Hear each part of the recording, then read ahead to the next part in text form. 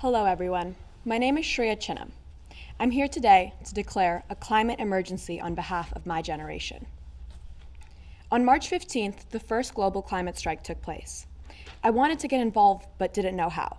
It began with 7 of us at our school's Environmental Justice Club. The momentum and purpose quickly swept me up. I made posters and graphics. During lunch, I paced the hallways speaking to every cluster of students, explaining why striking is important. I spoke to at least 500 people.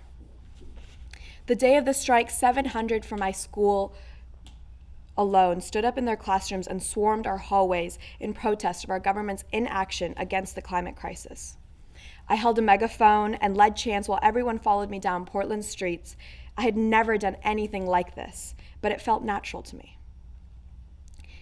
Thousands of young people gathered in front of our city hall where the plaza was so filled and chaotic I could no longer locate my friends. Since that day, I've been eternally inspired to live a life dedicated to advocacy and service. When I think about the climate crisis, every bone in my body is awakened and alarmed. Immediately, I tense up and cringe because I cannot begin to fathom what it's going to take to fix all of the damage. And I was planning on naming a really long list of terrible impacts that consume my thoughts every day, but I won't. I worry deeply for my friends and family in Portland, where we recently broke the summer record for 90-degree days, and the skies have filled with wildfire smoke. Approximately 11,000 miles away from where I would call home, my grandparents live in a small village in southeast India. They farm on 10 acres of land growing mangoes, sugarcane, and coconuts. As a young girl, I took all of this for granted. Life was different in India, and I knew that, but I never really understood how different.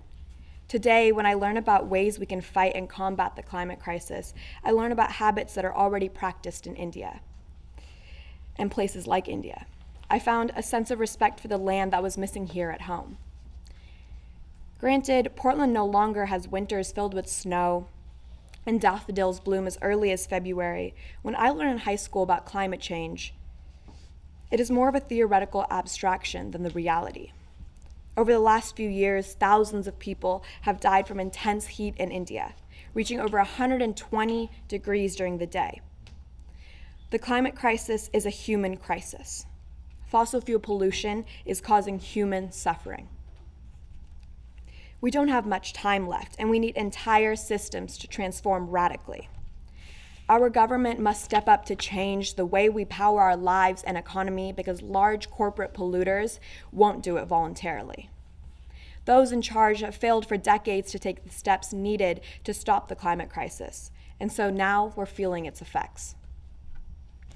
At this moment of huge transformation, we have an opportunity to imagine and create an equitable, just, and fair economy and society.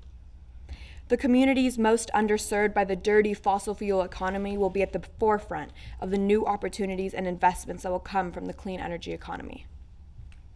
Those most harmed by the climate crisis must be the first to receive protection from wildfire, drought, ocean acidification, heat waves, and extreme weather because that is what climate justice looks like. Our lawmakers must understand after decades of delay, they are the last ones who can do something about this crisis. Anything but ambitious climate action is just another way to deny the truth.